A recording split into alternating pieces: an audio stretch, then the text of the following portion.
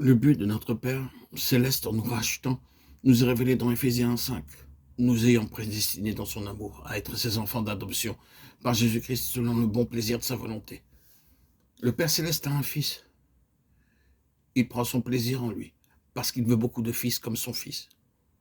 Il envoya son fils dans le monde afin qu'à travers le fils, il puisse avoir beaucoup de fils. Le cœur du Père est seulement satisfait lorsqu'il reçoit beaucoup de fils comme ce fils. C'est ce que Dieu fait dans nos vies afin qu'il puisse nous conformer à l'image de son Fils unique. C'est la première chose que nous voyons en regardant le Père. Vient ensuite le but que poursuit le Fils en nous sauvant.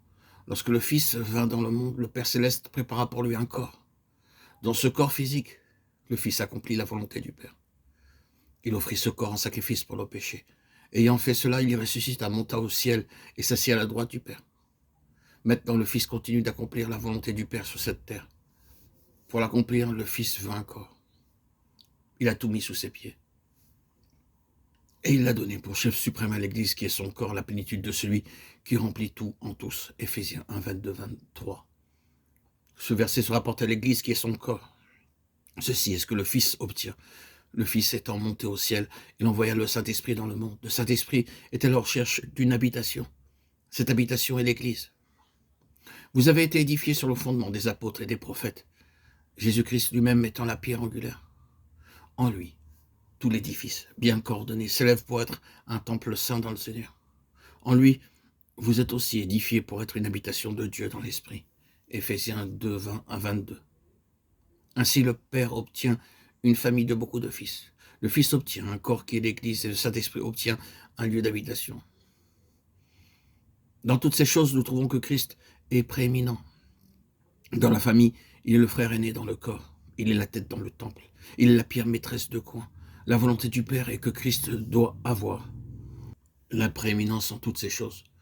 Notre appel a pour but de faire de nous des fils dans la famille du Père, des membres du corps de Christ, être une pierre vivante de cette habitation spirituelle. En ayant terminé avec la doctrine, l'apôtre Paul déclare « Ainsi je vous exhorte à marcher d'une manière digne de la vocation ». Nous ne pouvons pas expérimenter la plénitude de Dieu individuellement. Nous devons l'expérimenter collectivement, parce que l'Église est une, et qu'en elle habite la plénitude de Christ. Si nous voulons connaître la plénitude de Dieu, nous devons être bien attachés à cette Église, à ce vase qui contient la plénitude de Dieu. Éphésiens 4 décrit en détail les trois traits essentiels de l'Église.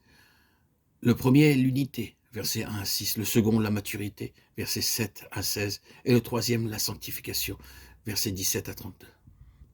Vous efforçant de conserver l'unité de l'esprit par le lien de la paix. Un seul esprit, un seul Seigneur, un seul Dieu et Père.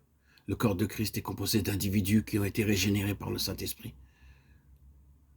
Ne faites rien par esprit de parti ou par vaine gloire, mais que l'humilité vous fasse regarder les autres comme étant au-dessus de vous-même.